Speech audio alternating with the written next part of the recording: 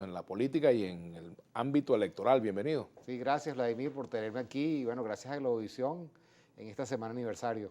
Así es, estamos aniversario, gracias por recordarlo. Bueno, fíjate, Roberto, les ha tocado duro a ustedes en el Consejo Nacional Electoral después de todo lo que significó no solamente montar el proceso, la observación internacional, que vinieran observadores de distintas organizaciones, sobre todo muy importante la de la Unión Europea, en fin, el transcurrir, todo iba, digamos, sobre rieles hasta que surgió el caso Barinas, Sí, que ha sido, digamos, motivo de mucha controversia en el país y que también ha tenido su impacto internacional, ¿no?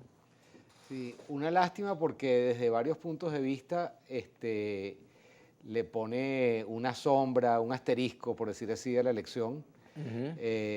Digamos, se alega que hay un oficio de fecha 17 de agosto inhabilitando a Freddy Superlano, cuando pues durante el mes de agosto, septiembre, octubre y hasta incluso noviembre se recibieron comunicaciones de la Contraloría inhabilitando a otras personas, inhabilitaciones que nosotros criticamos también porque nos parecieron inoportunas y un uso político pues de la potestad que tiene el Contralor de acuerdo a la ley de Contraloría. Pero bueno, esto que está ocurriendo después de la elección, prácticamente en el momento que se estaba totalizando para adjudicar el ganador, ya con menos de 130 votos de diferencia a favor de Freddy Superlano, estábamos en el proceso de cerrar el informe de totalización. Llega esta noticia donde se suspende la totalización, adjudicación y proclamación, que son potestades del CNE y que pues perfectamente se hubiera podido permitir concluir ese proceso para que después el que tuviera cualquier, digamos, queja o impugnación, pues actuara por los medios legales ante el CNE o ante otras instancias, si fuera el caso. Y después la otra sentencia que ordena al CNE convocar unas elecciones el 9 de enero, eh, cosa que también es, digamos, prerrogativa del CNE de acuerdo a la Constitución. Entonces, bueno, dimos una dura discusión dentro del Consejo con respecto a estos temas, de que habría que recurrir a una instancia superior para determinar si eso realmente era competencia de la sala electoral interrumpir el proceso de esta forma. Y bueno, se dio la discusión dentro del directorio y bueno, quedamos 3-2 en que sí, había que aceptar esas órdenes. Esas órdenes. Ahora, fíjate, ahí hay un problema para ustedes que son rectores electos propuestos por la sociedad civil, en fin, que llegaron con una buena vibra, digamos, desde el punto de vista de la sociedad venezolana, que vio en el nombre de Enrique Márquez, el nombre de Roberto Picón, eh, posibilidades de que el proceso electoral pudiera ser confiable. Pero incluso yo extendería ese criterio también a los otros rectores, porque pues se le dio un voto de confianza a todos en cuanto a la posibilidad de que las cosas fueran diferentes en este proceso con respecto a procesos anteriores, en cuanto a condiciones, todo eso. Pero me imagino que para ti como rector debe ser muy difícil eh, confrontarte con la realidad de que la sala electoral del Tribunal Supremo de Justicia asume competencias que son propias del Consejo Nacional Electoral.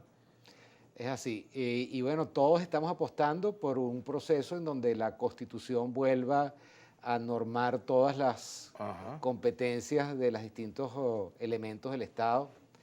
Y esto pues es un duro golpe para ese proceso de reinstitucionalización que estamos llevando a cabo, que es el único posible, la única posibilidad que tiene Venezuela de que el Estado recupere sus capacidades de atender a la población y que pues el Estado de Derecho, la justicia, la Constitución valga para todo el mundo por igual. Ahora, Este, también en ese, perdón la interrupción, pero fíjate, la propia sala constitucional da el resultado la electoral sala electoral, así es. y certifica que ganó Sí. Freddy Superlano. Si algo se puede salvar de eso es que por lo menos reconoce que el CNE estaba haciendo su trabajo y reconoce y da el resultado preliminar que ya se tenía. ¿Por qué ese resultado Este, preliminar no lo dio el CNE? bueno, Si dieron, el día de la elección dieron un resultado, para decirlo en términos inadecuados, más preliminar todavía. sí, bueno, los resultados de la gobernación de Barinas nunca se han publicado. Los que se han publicado son los de Ajá. la lista al Consejo Legislativo del Estado de Barinas. Y bueno, esas dos elecciones van como en paralelo porque son exactamente con las mismas tarjetas. Ujú. Y la diferencia que se puede ver en la página web a favor de la Mesa de la Unidad Democrática sobre el PSUV es de 116 votos, con las últimas 2 mesas totalizadas, faltaba una, pero en esa una solamente habían votado 84 personas, o sea que votaran como votaran en esa mesa, pues el resultado No iba a iba a ser variar. Según las actas que están en poder de los comandos, esa diferencia aumenta a 130 votos porque hubo una gente que votó por Superlano como gobernador y votó por alguna otra opción en la lista. Entonces, digamos, el cálculo digamos, más exacto que podemos tener son esos 130 votos de ventaja de Superlano sobre Argenis Chávez. Pero bueno, eso se suspendió y hay que no pasar la página porque yo creo que la discusión sobre la autoridad del CNE sobre este tema hay que seguirla dando, pero en paralelo tenemos que avanzar con esta nueva elección que pues es la que va al fin y al cabo a determinar quién es el gobernador de Barinas, desde el punto de vista práctico, vamos a decirlo así. ¿Ustedes piensan recurrir, el rector Enrique Márquez y tú, piensan recurrir esta decisión ante la sala constitucional? Por ejemplo, ¿es una opción que tienen? Estamos conversando distintas alternativas. Okay, esa sería una, esa es una. Esa es una. Estamos conversando distintas alternativas y no hemos terminado de decidir cuál sería. ¿Puede una decisión administrativa de la Contraloría General de la República anular los efectos de un indulto presidencial? Bueno, habría que ver si los hechos a los que alega la Contraloría ocurrieron después del indulto y antes del 17 de agosto, porque el indulto es del 31 de agosto del 2020 y esto es del 17 de agosto del 2021. Entonces, ahora, no hemos visto el oficio de Contraloría, no sé si Superlano haya ido a la Contraloría a pedir el expediente para saber de qué se le acusa, ¿verdad? Pero bueno, como sabemos, por una parte, la Constitución dice que solamente se pueden inhabilitar a personas según sentencia judicial firme. ¿Okay? Y eso incluso está confirmado por tratados internacionales de los cuales Venezuela forma parte. Pero además de eso, también los indultos tocan todo proceso judicial previo, o sea, los indultos previos y las penas accesorias. Por ejemplo, la inhabilitación es una pena accesoria. De manera que, bueno, eso hay que revisarlo en detalle, pero yo creo que ahorita hay que concentrarse en el 9 de enero y que esto se desarrolle de la mejor forma posible, ¿okay? Porque los efectos prácticos de la sentencia y de la aceptación por parte del CNE de sus consecuencias es que va a haber una elección el 9 de enero y hoy comienza justamente el periodo de postulaciones hasta el día 6 de diciembre, la campaña del 22 de diciembre al 6 de enero.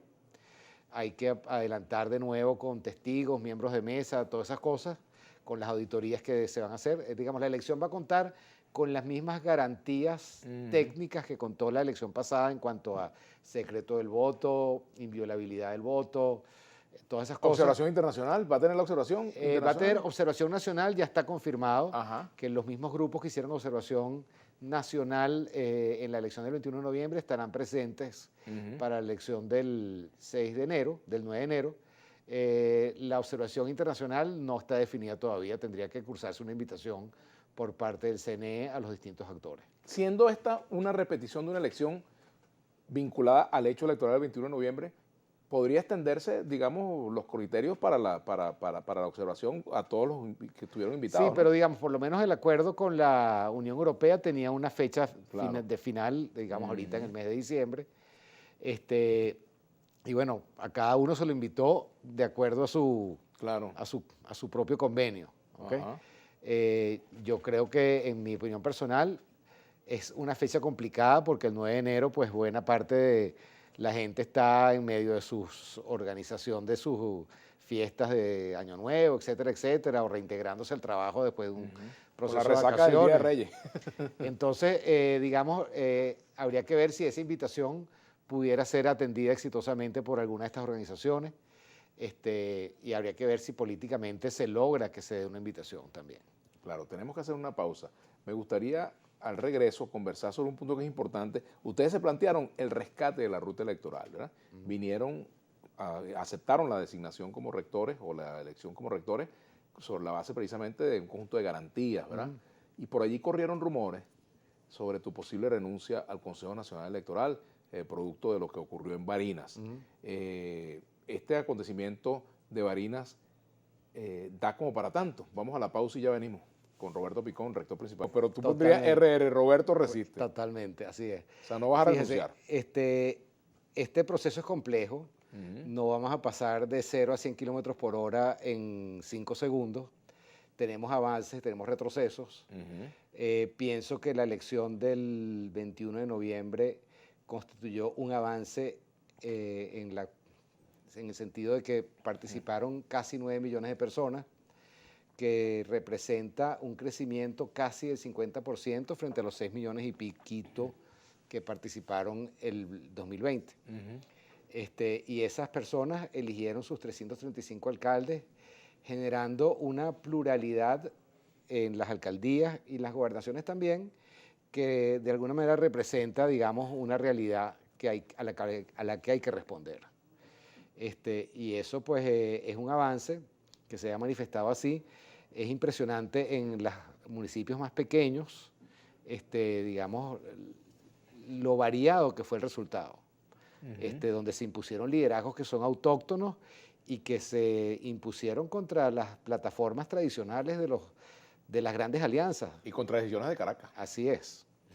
Así es. Entonces yo creo que eso hay que rescatarlo, que los liderazgos locales se hayan logrado imponer en una buena cantidad de alcaldías sobre, digamos, la política tradicional, y que haya habido una reconexión de la gente con la política. Y eso pues tiene que seguir avanzando el año que viene y en los años por venir. Roberto Picón fue electo para un periodo inicial de 3 años y medio. Al venir de la universidad, pues el puesto mío y el puesto de Pedro Calzadilla se renuevan a los 3 años y medio. Y pienso estar aquí todo ese tiempo, salvo que pierda la confianza de la gente que me postuló y otros que me apoyan también. ¿Compartes al 100% el documento del Foro Cívico? Sí, lo retuiteé porque lo comparto. Completamente. Ahora fíjate, garantías para esta elección del 9 de enero, para esta elección en Barinas. ¿Qué garantías hay adicionales a las que, o en similares? Bueno, lo fundamental es que desde el punto de vista técnico vamos a utilizar el mismo registro electoral, el mismo tablamesa que ya fue auditado, y el mismo sistema de votación que fue auditado por académicos, partidos políticos y también por los actores internacionales que vinieron. Es decir, el voto está garantizado, que es secreto, que es íntegro, que garantiza, digamos, un elector, un voto, es decir, que no hay la posibilidad de que se viole sistemáticamente la identidad de las personas.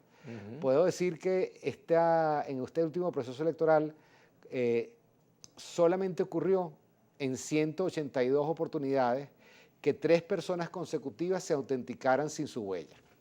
¿Okay? Eso de un total de 9 millones de electores. Del total de 9 millones de electores, de votantes, pues. Solamente 182 veces en alguna mesa votaron 3 personas seguidas sin autenticarse con la huella. Y eso lo sabemos porque cuando eso ocurre, la máquina se tranca y hay que llamar por teléfono al CNE para que dé una clave y el CNE averigua. Es decir, el sistema tiene una seguridad para garantizar la inviolabilidad del principio un elector, un voto.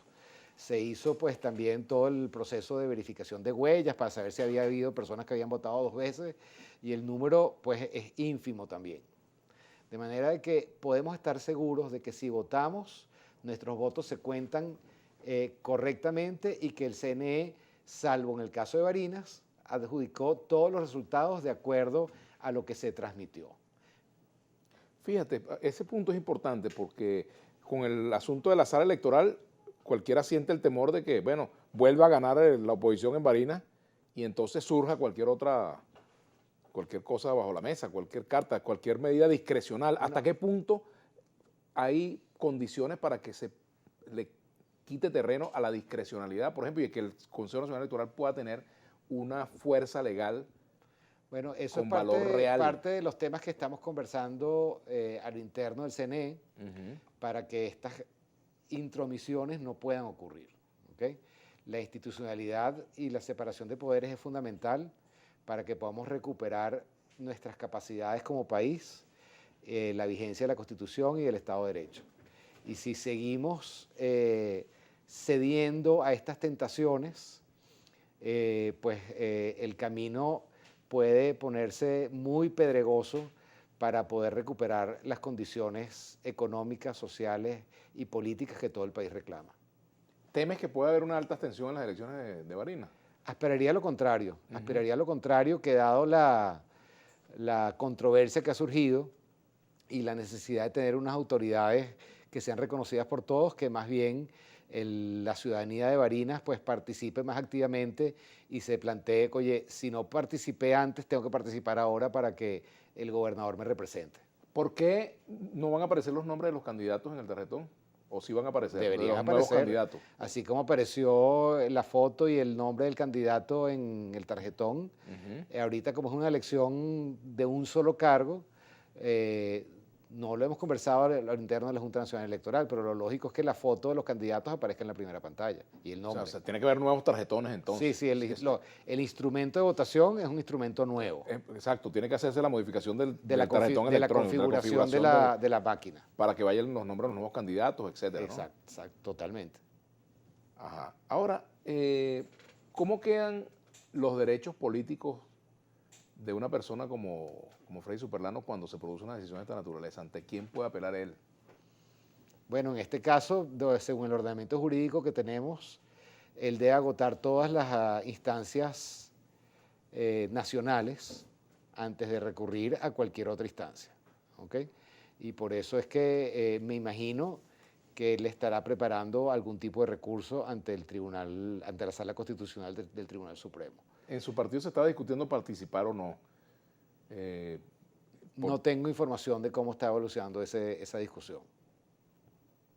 Ahora, Roberto, fíjate, volviendo al asunto del rescate de la ruta electoral, este proceso de rescate de la ruta electoral que hemos vivido durante estos meses se ve afectado grandemente por lo ocurrido en Barinas, puede tener un impacto, digamos, negativo a escala nacional. Bueno, cuando nosotros empezamos a declarar a raíz de nuestro nombramiento, hablamos que había condiciones preelectorales y condiciones postelectorales. Y que todo esto, pues, de la intervención del Tribunal Supremo, de esta manera en este caso, pero ha intervenido de otras formas, en otras oportunidades, ¿verdad? El nombramiento de los protectorados, la restricción de las competencias de los alcaldes y los gobernadores, son todas condiciones electorales que tienen que formar parte de una conversación sincera y profunda en una negociación entre los actores políticos. Eso desafortunadamente se suspendió en el mes de septiembre. Posiblemente si esa conversación se hubiera mantenido, esto no hubiera ocurrido.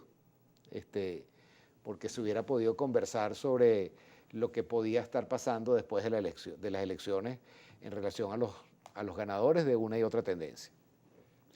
Yo creo que es urgente que la negociación política se reanude lo más rápido posible, porque es la única manera que podemos generar no solamente las condiciones electorales que dependen del CNE en buena medida, sino también las condiciones postelectorales que dependen del reconocimiento del resultado por todos los actores. A propósito de eso, ¿crees que esa mesa debe estar constituida por los mismos actores que se sentaron previamente?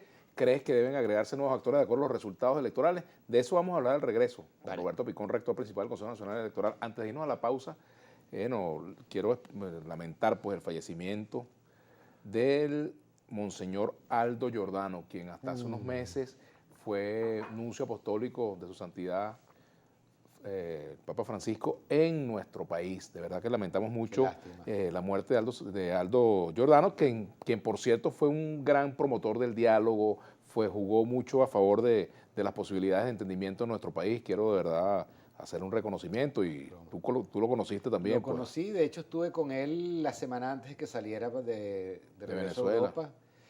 Desafortunadamente entiendo que se contagió de COVID y estuvo en terapia intensiva varios meses en Bruselas. Así es, bueno, así que bueno, nuestras condolencias a todas sus familiares, pero sobre todo también al equipo de la Nunciatura Apostólica en nuestro país. Allí en varias oportunidades hubo reuniones pues, que sostuvimos con Monseñor y con mucha gente de nuestra sociedad.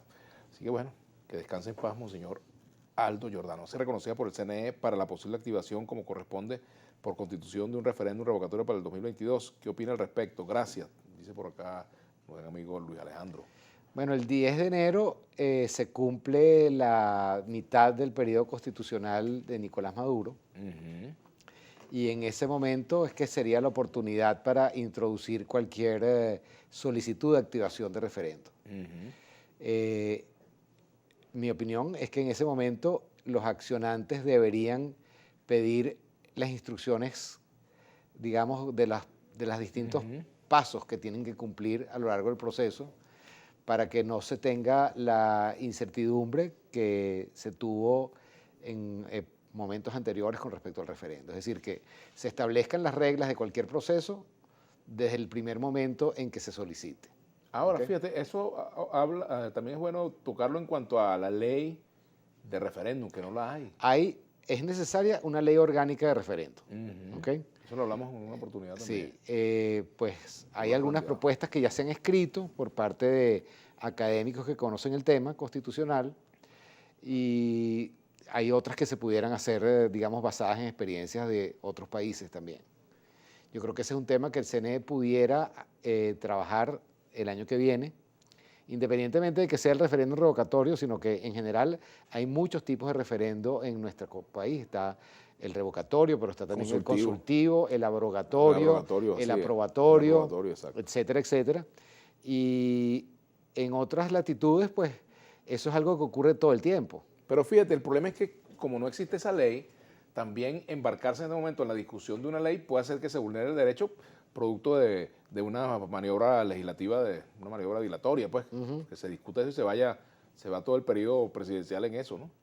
De la discusión. Pero la ley hace falta, claro hay que definirla. Aún así, con lo que dice la Constitución, ya es suficiente para hacerlo, pues se hizo en una oportunidad. Sí, no, obviamente, digamos, es un derecho constitucional y el CNE está ahí para facilitarle a los ciudadanos el ejercicio de sus derechos electorales en este caso. Y también para, digamos, velar por los derechos de los candidatos o de los cargos que van a ser revocados. Entonces debe haber un reglamento que se conozca desde el principio que proteja tanto a los accionantes como al revocable.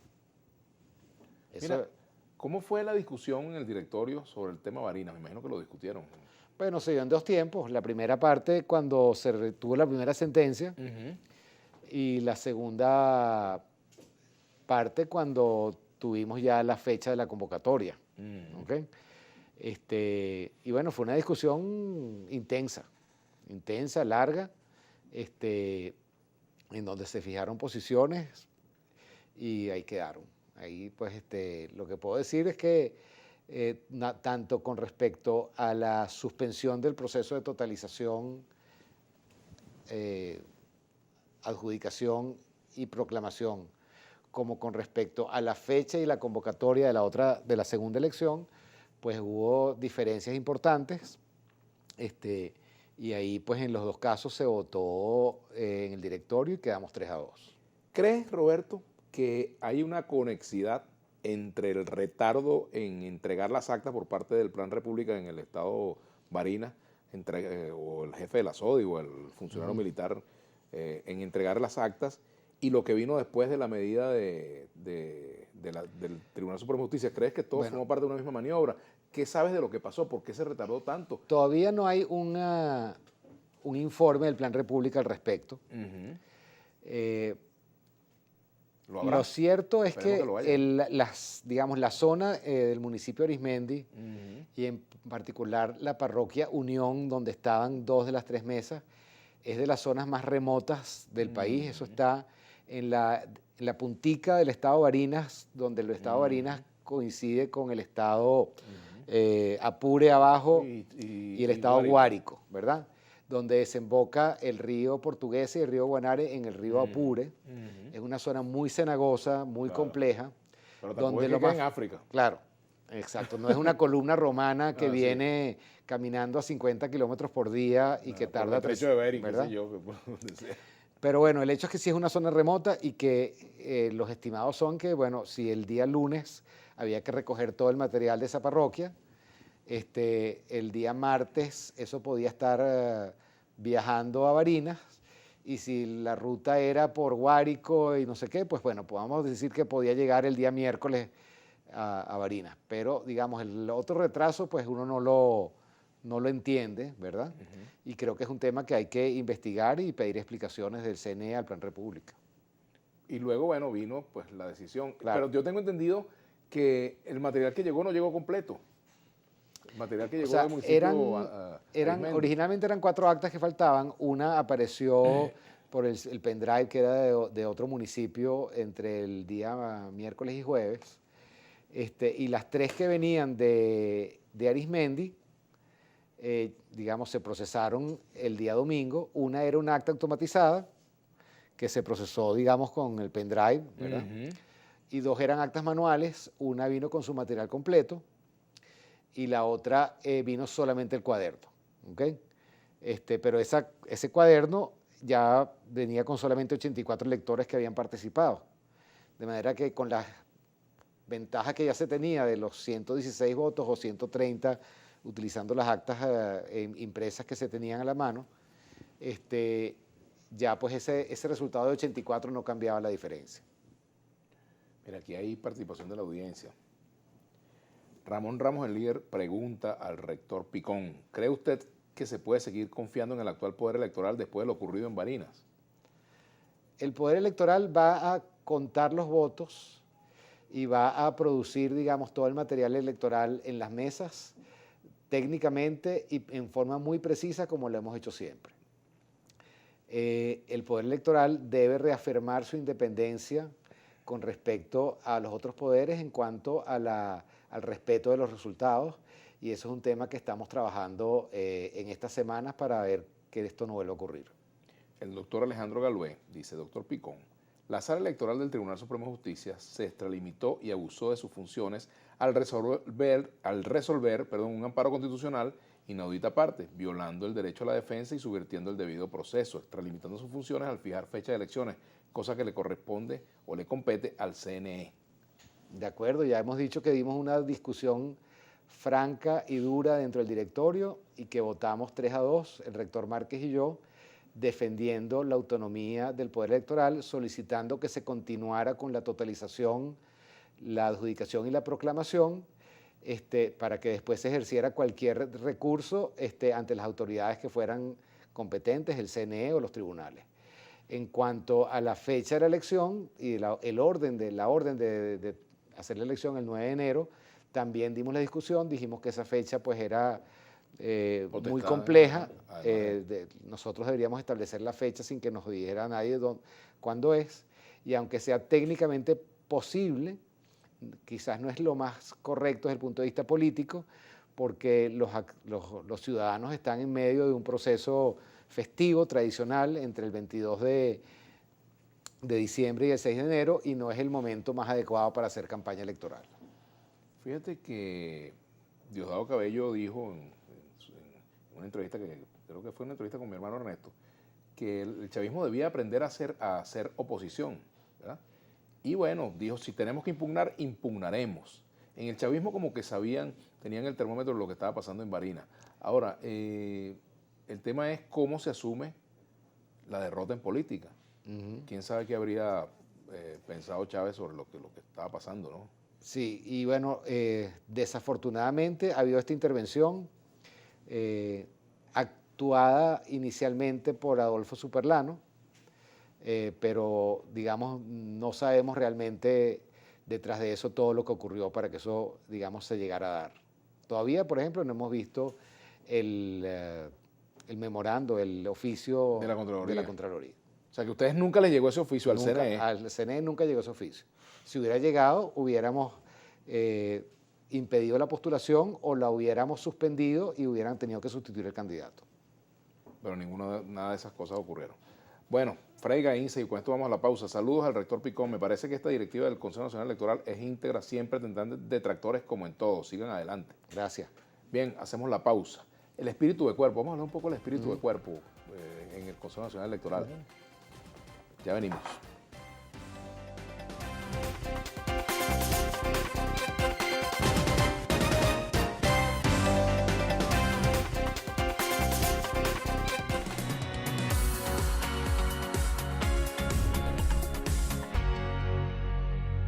En Industrias MM fabricamos mobiliarios para supermercados, bodegas, farmacias, ferretería y tiendas en general. Con ellos, tus espacios serán más cómodos y amigables. Productos elaborados con ingeniería de la más alta calidad.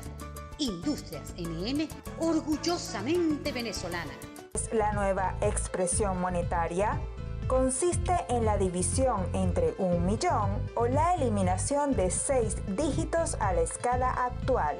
La nueva expresión monetaria simplifica los pagos, las transacciones bancarias, los procesos contables y los sistemas de cómputo. Rumbo al Bolívar digital. Una buena imagen refleja cuánto te importa verte y sentirte bien. En Only4Men ofrecemos atención integral con sus productos capilares, además del servicio de barbería y estética masculina para lograr ese look conservador o en tendencia que tanto buscas.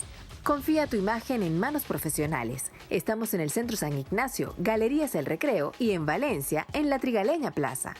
Conquista el mundo con Only4Men. Este sábado en Otra Visión, fundaciones trabajan por la integración de personas con autismo y la transformación social en Venezuela. Otra Visión, sábado, 1 de la tarde por Globovisión.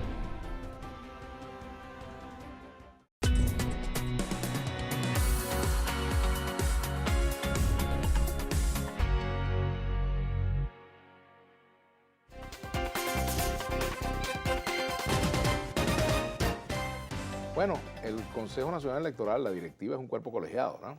Y se establecen allí normas de juego, reglamentos, normas de funcionamiento, está la ley, en fin. Pero también está la relación humana entre los rectores, ¿verdad? Los rectores y la rectora, en este caso hay una sola rectora principal. Y muchas veces uno se pregunta, caramba, ¿cómo es la convivencia en lo interno? ¿Cómo ustedes procesan, digieren los temas que los separan, ese 3-2 que a veces es una correlación inamovible, ¿no? La verdad es que el voto 3-2 ha sido la excepción y no la regla. En general hemos tenido un trabajo de colaboración para generar garantías en lo que al CNE se refiere, que le puedan permitir a tanto los actores políticos como a la ciudadanía participar con tranquilidad en el proceso. Siempre hay, digamos, la posibilidad de un disenso sobre algún tema. Y como lo manejamos es que primero lo discutimos internamente en el CNE, a veces en bilaterales, a veces en reuniones informales de todos los rectores, a veces en el directorio propiamente dicho. Y estas cosas en donde hay diferencias que nosotros pues hablamos públicamente son cosas que ya hemos tratado a lo interno, ¿ok? De manera que esto no representa una sorpresa para nadie que nosotros estemos manifestando nuestro desacuerdo con estas decisiones que han surgido del Tribunal Electoral, de la Sala Electoral del Tribunal Supremo, porque ya le hemos conversado a lo interno y es reconocido que nosotros tenemos que poder dar nuestra opinión claramente en cuando estamos en desacuerdo. Claro, y muchas veces, imagino pues que por mucha molestia que cause, quizás ustedes dicen cosas que los otros rectores quisieran decir y no las pueden decir, digo yo, pensando en voz alta aquí. Bueno, todos tenemos nuestro criterio y todos actuamos de acuerdo a nuestra conciencia. Yo no dudo que aquí alguien esté siendo forzado a tomar una decisión en ningún caso, sino que estamos actuando todos de acuerdo a nuestra conciencia. Pero, por ejemplo, no hay voto de silencio frente a temas. No. No hay temas tabú, secretos, nada. Hasta ahora, digamos, yo he dado todas mis declaraciones han sido absolutamente con libertad y sin ninguna censura previa. Sin ninguna censura previa. Aquí dice Germán Sala, saludos señor Picón, ¿por qué se permitió inscribir a personas con expedientes de corrupción y nunca la Contraloría pasó la lista de candidatos que estaban inhabilitando? O por lo menos en algunos casos sí, en otros no. Bueno, los candidatos que se postularon y fueron inhabilitados a través de un oficio que se recibió en el CNE durante el proceso de postulaciones e incluso cuando había terminado, esos candidatos tuvieron que ser sustituidos o en el caso de inhabilitaciones que se recibieron a última hora el 16 de noviembre, esos candidatos fueron eliminados de la totalización y los votos por ellos fueron nulos. O sea que se recibieron oficios de Contraloría incluso el 16 de noviembre, perdón. Y eso pues se procesó inmediatamente. Nunca se recibió un oficio de Contraloría relativo a Freddy Superlano. Eso no existió. No existió. Mira, aquí dice, pregunta el diputado Ezequiel Pérez, ¿qué pasó con el caso del alcalde electo en La Grita, Ángel Pérez, que ganó con 7.000 votos y proclamaron al del PSUV que sacó 5.000?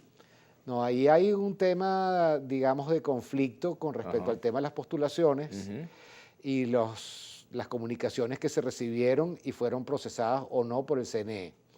Yo estaba en contacto, Ángel estuvo en mi oficina la semana pasada y los apoyamos en cuanto a las bitácoras que tenemos a la mano de la documentación que se introdujo. Le explicamos exactamente lo que pensamos que había ocurrido y él debe recurrir, digamos, al CNE, digamos, haciendo constar, digamos, todos los instrumentos que él emitió y los partidos que lo apoyan emitieron para generar su postulación. Por ahí me enviaron un mensaje, no recuerdo el nombre, por aquí lo tenía, un mensaje de un candidato que supuestamente niega haber renunciado, que supuestamente presentaron, le falsificaron su identidad o enviaron una carta de renuncia sin que él haya renunciado a su cargo. Por aquí si lo consigo te voy a comentar el nombre. Lo que debe hacer es presentarse ante la Junta Nacional Electoral y con la documentación correspondiente para que se contraste contra la carta que se recibió y se determinen cuáles son las responsabilidades en ese caso. ¿Y si, por ejemplo, se demuestra que él no renunció? Pues habría que determinar si esos votos, a quién se le adjudicaron, si es que hubo una sustitución, y pues ajustar la totalización. Y si llegara a haber un ganador distinto, pues eso tendría que ajustarse. Roberto, ¿qué opinas de lo que han dicho Henry Falcón y también el candidato de la MUD en el estado de Bolívar, Raúl Yusef, en cuanto a que si está inhabilitado Freddy Superlano y no podía competir, pues tampoco podría competir Luis Florido en Lara y Américo de Gracia en Bolívar, porque están igualmente inhabilitados? Bueno, lo primero es que no ha habido ningún accionante al respecto de eso. Y lo segundo, en lo personal, pienso que es abrir una caja de Pandora porque pudiera poner en cuestionamiento los resultados electorales en una serie de contiendas que ya están proclamadas y que pondrían en jaque la institucionalidad en todas esas gobernaciones y alcaldías. Así que espero que eso no prospere. O sea, ¿tú no votarías a favor, por ejemplo, de la repetición de elecciones en Lara, en Bolívar? No. No votaría a favor porque me parece que si ese fuera el caso, prácticamente habría que repetir las elecciones en una cantidad de sitios y es una hipótesis que no necesariamente se va a comprobar que los votos son transferibles. El partido Min Unidad sacó alrededor de 300.000 votos. Aquí yo escuché decir a Luis Vicente León en el programa que esa votación del Min Unidad era producto de la confusión. ¿Tú estás de acuerdo con eso?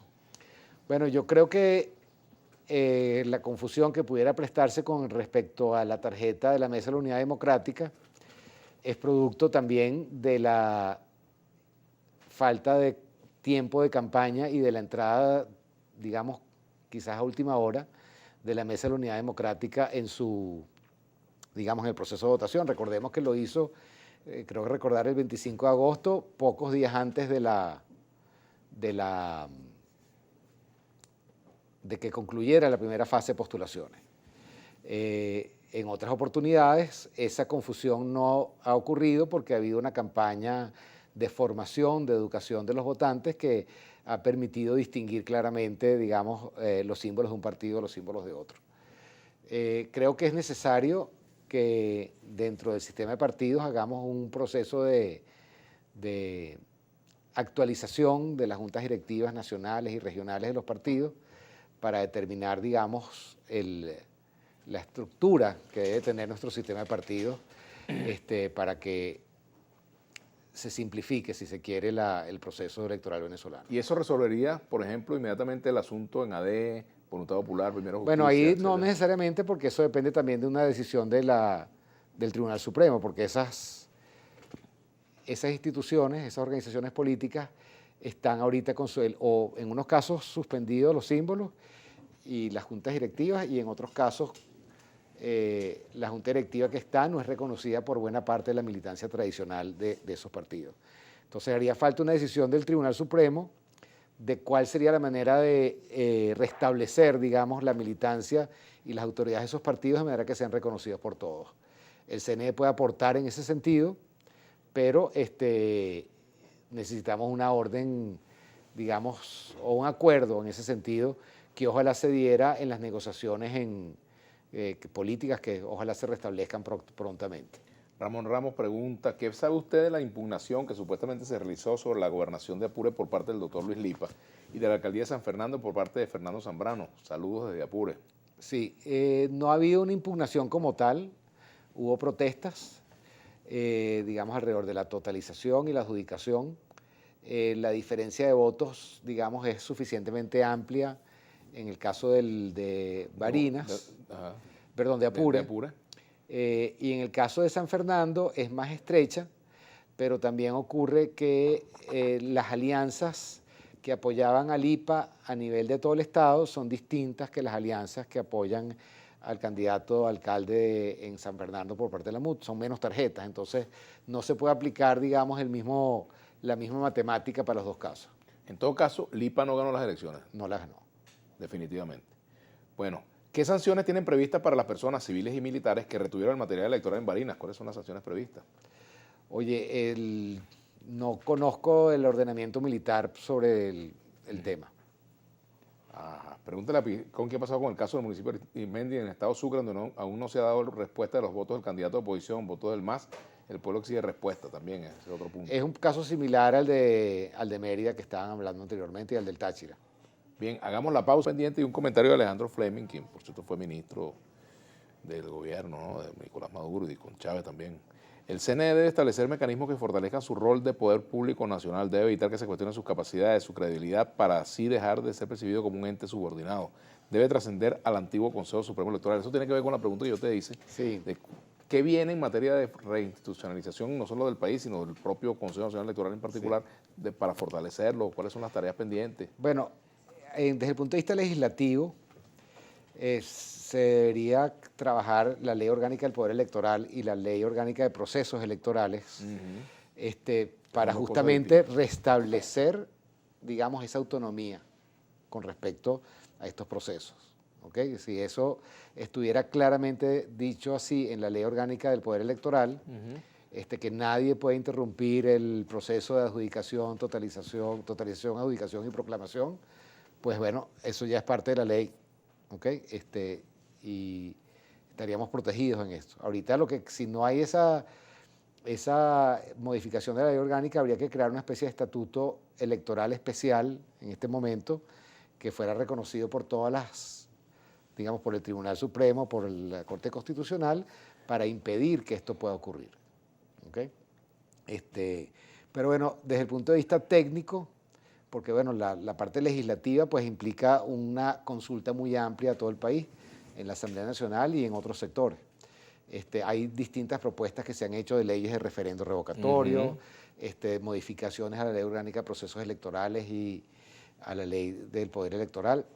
Son todos temas pendientes que pudieran acometerse el año que viene. ¿El tema del revocatorio podría estar en una ley específica de revocatorio o debería estar dentro de la ley de procesos electorales? No, está planteado y de hecho creo que es una de las disposiciones transitorias que habría que ejecutar, que nunca se ha dado, el redactar una ley orgánica de referendos, ¿ok? Y eso nunca se ha hecho. Eso debería ser parte de la tarea que tenemos pendiente. Con respecto a la parte técnica, el CNE, después de las auditorías que se hicieron del registro electoral, se comprometió en hacer un proceso de municipalización del registro electoral. Porque, bueno, la auditoría arrojó que aproximadamente un 13,7% de los ciudadanos votan lejos de donde viven y que un 4% está en desacuerdo, no le gusta su centro de votación, etc. Entonces, esa municipalización del registro electoral permitiría que la gente se pudiera mudar de centro independientemente de que haya campaña electoral o proceso electoral convocado con facilidad. Ahorita eso ocurre solamente en las oficinas del registro electoral, en las oficinas regionales electorales, y es incómodo para la gente. Otro tema pendiente y que también lo ha comprometido el CNE es la construcción del registro electoral indígena. Ajá, asociado. Por cierto, el proceso se acaba de realizar. Acá Los resultados de ese proceso. se están publicando hoy en la página web del CNE. El registro electoral indígena es necesario para que se pueda restablecer el voto universal, directo y secreto de los indígenas por los indígenas. Porque ¿qué pasaba hasta el año pasado? Que había una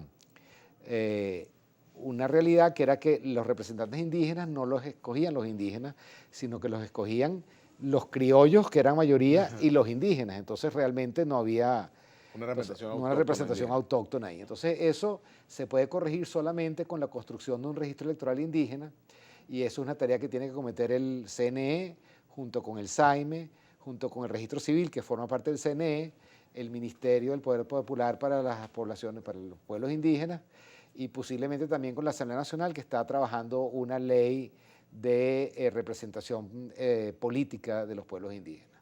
Entonces, un trabajo conjunto que hay que hacer el año que viene en ese sentido. También con respecto al registro electoral, el CNE se comprometió a implementar un operativo de catastro público del sistema de votación. ¿Qué quiere decir eso? Que las comunidades pueden solicitar durante un periodo de tiempo, el año que viene, la incorporación de centros de votación. El CNE verifica las condiciones de esos espacios y se incorporan al registro electoral para que la gente se pueda mover a esos espacios. Entonces, todo eso hay que diseñarlo en los primeros meses del año para ponerlo en práctica y que sea fácil, digamos, para el CNE, para la población, actualizar el registro. Y, digamos, la otra tarea, yo creo que hemos hablado, tanto el rector Márquez como yo, y lo hemos comentado en bilaterales con el resto de los rectores, es la necesidad de acometer desde COPAFI, que está bajo la responsabilidad del rector Márquez, acometer la actualización de organizaciones de sociedad civil, gremios, sindicatos y algunas otras que tienen sus juntas directivas, digamos, vencidas desde mucho tiempo, claro. Y que, digamos, es un proceso de democratización de la vida social, de la vida civil, por así decirlo. Las universidades. Las universidades, los partidos, gremios, etcétera. En fin. Para mí, digamos, la ruta para el año que viene, independientemente de que ocurra lo del revocatorio o no, es que el registro electoral se vuelva a actualizar a través de un operativo durante los primeros meses del año y que a partir de ese operativo, pues, se hagan todas estas elecciones, vamos a decir, organizaciones de la sociedad civil y partidos políticos durante los meses subsiguientes. Bueno, doctor Roberto Picón, gracias por acompañarnos, Roberto. Muchas gracias, Vladimir, por estar contigo. Gracias por darnos estas respuestas tan claras y bueno, y fijar posición ante el país con respecto a las últimas cosas que han pasado.